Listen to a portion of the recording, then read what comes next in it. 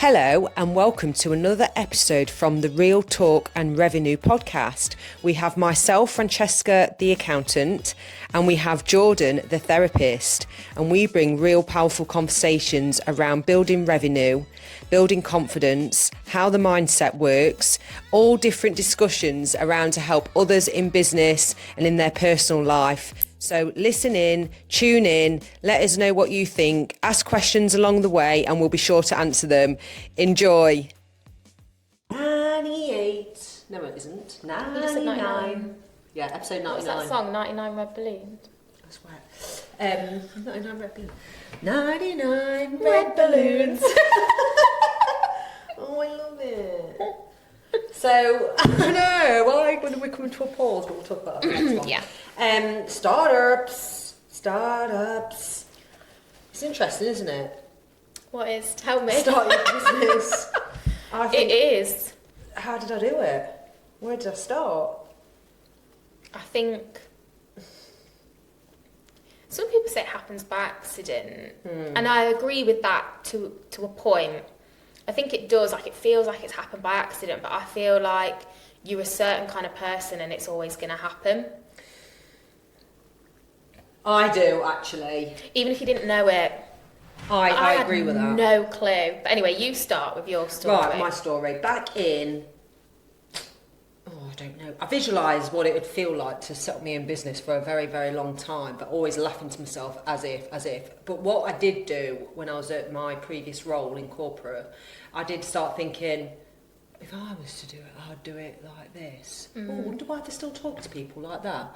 Oh, I wonder why they charge that at the end of a year when it's too late and they can't really... It's not only they're slapped with a tax bill, they're also slapped with a 2-3 grand bill from the accountant. Yeah. I didn't get it, but it was the way it was always done. Yeah. So a lot of things I was questioning about, and what really helped my personal growth was setting up my own networking event, social event, and I did that since 2016 to 2023.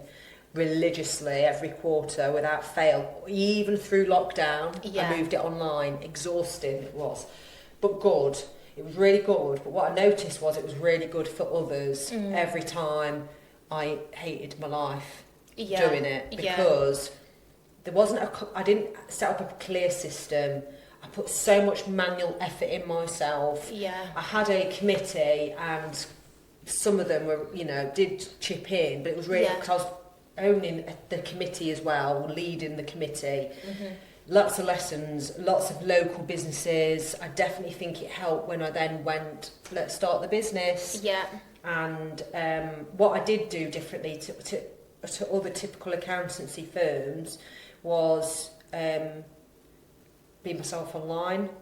Wore very casual clothes, didn't look like a typical accountant, showed up online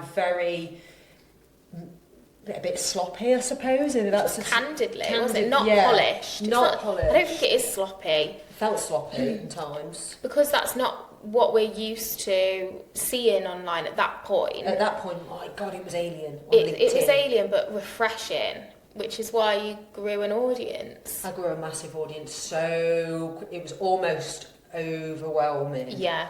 And I remember feeling like no one understood my journey, but I didn't actually care who understood it either. That were my friends in my life at the time as well. Because that's another thing I noticed with startups, they worry about others more than they need to in one way. But I also know it's a natural reaction. And what I did do was just so openly talked about the business, like how it can solve problems straight away. It was so clear to me. I'd already done the craft, honoured it for years before by working weekends, doing stuff for myself personally, researching. Don't think I passed my exams and then that week I was setting up and putting myself out there online. I think people underestimate the graft you have to put in to get the experience first. It's so much harder. That you need to touch upon a lot of things, so I learned a lot of different areas first, but not everything. But at the time as well, I did have a business partner, and what she brought to the table was the opposite to me in the dynamics. And we quickly honoured our areas And then what I learned very quickly is you don't have to rely on just the technical abilities. Running a business is so much more than knowing accountancy. Yeah. What's your little story? My little story is I was doing my CBT therapy training. Mm-hmm. Cognitive behavioural therapy. Yeah, and I was a mental health nurse before that. And I've always had like itchy feet. Like I could never stay anywhere that long. Like I don't know. I just always got very easily bored. Like, is this it? Like I want more. Like, you know, it'd be like good, and then I'd feel like it's not really like mentally stimulating anymore. This feels like just very samey. Like. So I'd always be looking at like options and things, and like, where can I go next? What can I do next? What's interesting?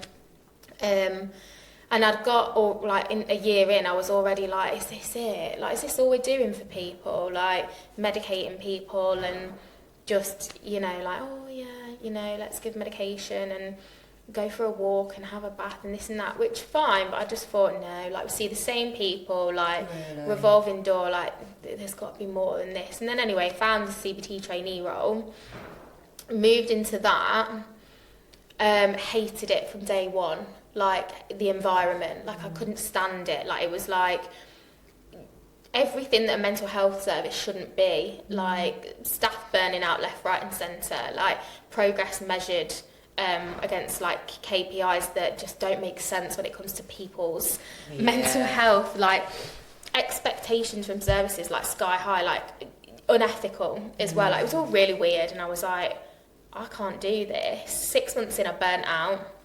Went off sick for 2 weeks, and after week 1 I just put my notice in with no job.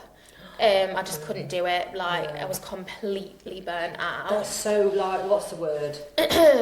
What's the word when you're a mental health? It's ironic. Ironic, that's isn't it?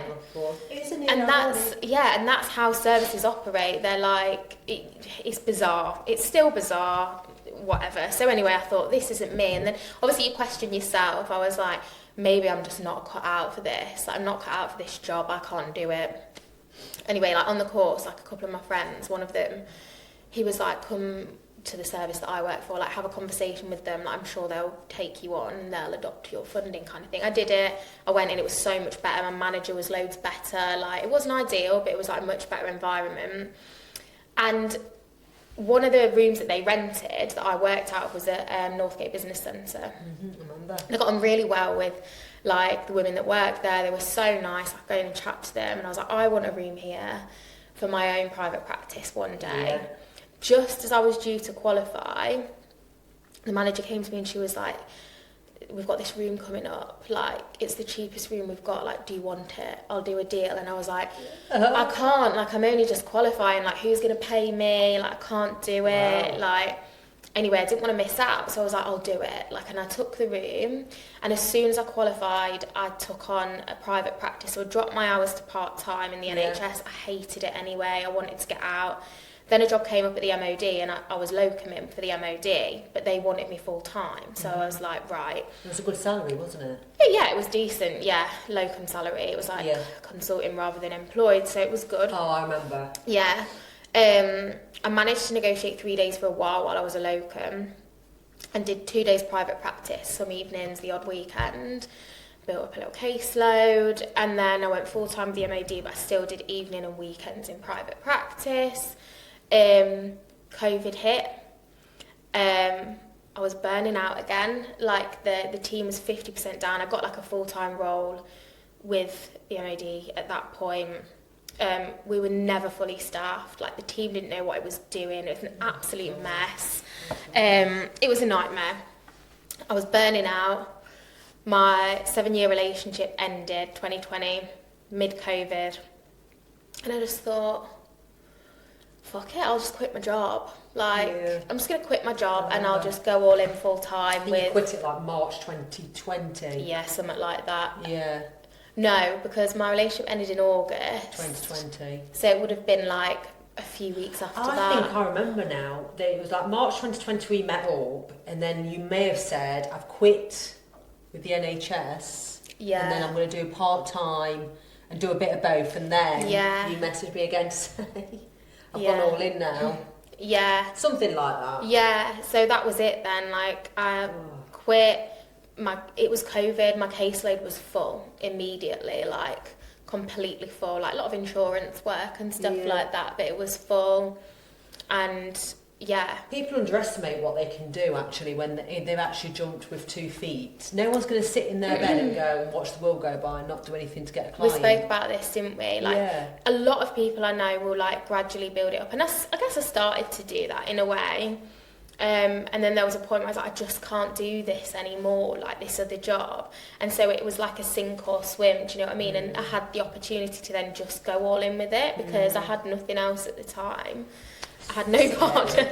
I wasn't a parent. So scary. All I had was my job. Yeah. And my friends, obviously, and family. But, like, it was COVID as well. So I was like, well, what am I going to do apart from work? There was loads of work. My model wasn't right, don't get me wrong. Like, I was just working. But it was all right at that time. Like, it worked for me in many ways. And, yeah, that was it then. And obviously it's shifting changes over the years. Like, I've had maternity leave, like my grandma died, things have shifted and changed. I've not been the sole earner, I am the sole earner again. So yeah, but what I love about being self-employed is like your business can change as you change, and as like the seasons change, and I love that. And my personal circumstances have forced me to make bigger and better decisions in business, like even just raising my fees and like looking at how I'm going to earn my money. Like, I've got to be smarter about it because I've got a daughter, and like I'm, you know, the only one paying the bills in my house now. So you've got to be smarter. And you're good at what you do. It's like people underestimate that what you did 7 years ago, you're going to be so much more knowledgeable over the years by learning through people. And I supervise other therapists now as well, and you can see it, and it's really nice, like, to listen to where they're at and be able to like help them feel confident, because you were once there, like shitting yourself, thinking like, exactly what I do. Nobody wants to come to me, and it's nice to like see that and see the progress, or just in your own confidence, even if it's nothing else. Do you know what I mean? 100% know what you mean. It's not easy when you're.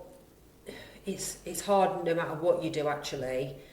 When you said then, this is interesting about starting up, what type of people do you think, you said it takes a certain type of people that can do it? I think you'll see traits in a person. I don't know, for me it's like you're hungry for more and you're passionate and you're always striving, but you're always kind of like irritated and feeling restricted with the systems that you're working within. Like, for me, it was that sense that I just couldn't settle, and I never knew I'd be self-employed, but I just kept moving to different jobs and thinking like, maybe this will be it. And I learned so much more in each place until I was like, I can't work for somebody else because I cannot work in the way that's being asked of me. Like, it doesn't align with my values. Like, it seems like a shambles. It doesn't make sense to me. So I need to do something on my own. So I think you just see like passion, somebody that's like just inherently curious. Like, never did I stop questioning things, which was probably annoying at times. I'm like you were saying, it's like, why are they doing it like this? This doesn't make sense. How come we're doing it like that? This is so inefficient. Like, what's going on? Like, and it's not because you're trying to be annoying or you're like being confrontational. Like, you're genuinely seeking to understand like what's driving this. Like, do you know what I mean? Like that curious brain that's like constantly ticking over. 100%. I see it in a lot of like business owners. I can tell, I think I've said this before, but I can tell straight away whether someone's going to run with it or not. I've had like quite a few colleagues who have like dipped their toe into private practice, and like I'm all for it, like you are, and you get really excited about things and I get really excited about things. It isn't for everyone, like, and then they've just gone back. They're like, can't do it, how are you doing it? I can't make it work, it's too stressful, it's this and it's that. Well, it is, It is stressful. Choose your hard, isn't it? It's choose your hard. Like, for me, it's far more stressful being employed and having like rigid, this is what you're going to do, and I don't know, like, but again, it's partly personality, isn't it, as well? So it is, and it's the role that I've got, it's slightly different. It's like bringing out the best in people, making sure the systems are running well, everyone feels supported, everyone's got their flexi time, the clients are at the forefront of everyone's minds, and you still get it wrong. Yeah, absolutely. And you still get it wrong whether you're employed, whether you're a sole business owner with a team. I think partnerships in business, if you're like in with a partnership, I see it so many times that they don't work. Yeah, absolutely. There's plenty that will. Yeah, that's been the case for me as well, trying to do like collaborations at times. I was going to say as well, like, I upset my employers a few times in order to leave and move on. Like in one of my jobs, I got a promotion really early on. Like she pushed really hard to create a role for me so I could be promoted, and I left. Like just as it was being instated, because I'd got the job as a trainee therapist, and I had to sit in front of her, and I was so scared, and I was like, I know I've really pissed you off here, but I don't want to. I've got to try it. Like I can't not go just to please you. Did she say she was peed off or not really? She did, yeah. She was like, I've worked really hard to get you. I was like, I know you have, and I'm really sorry, but I can't not take this opportunity. Like I understand it, and I went back and I did bank shifts for her, like while I was training to be a therapist. Like I went and did shifts as in the crisis team for that team again, and it was fine. There was no bad blood, but she was pissed off at me, and that's okay. Like that's all right. You are going to piss some people off, and that's okay. A lot of people, but just be honest. Like don't do things underhandedly. Just be honest. Like, yes, you're going to piss people off, but it's better off to just be transparent. Like, people that are hiding things or, like, not talking to people. Do not start a business and start swiping all clients from previous roles. No. Don't go out your way because you're going to start off on a very bad feeling and vibe. Yeah. And it's not good because if you burn your bridges, you don't know when you need those people. You want integrity. You want integrity and, like... But at the same time, like, you're going to upset people. Oh my good God. I did a post, if you follow my Instagram, just Francesca McClory. I did it on LinkedIn as well. Starting a business and your relationships around you will change. Now, if I was in previous partners and boyfriends, whatever you want to call them, it wouldn't have happened because I had put their needs first, or I was scared to look an idiot by doing it and judged. So just, like, know that even though I'm looking like I'm living the best life, I'm earning more money than I've ever thought I'd ever earn, at the same time, I still have my low days where I'm like, no, I've got no friends. Yeah. And then I exaggerate it, because I'm that type of character that cares so deeply. We have those conversations a lot, don't we? You're like, I've got no friends.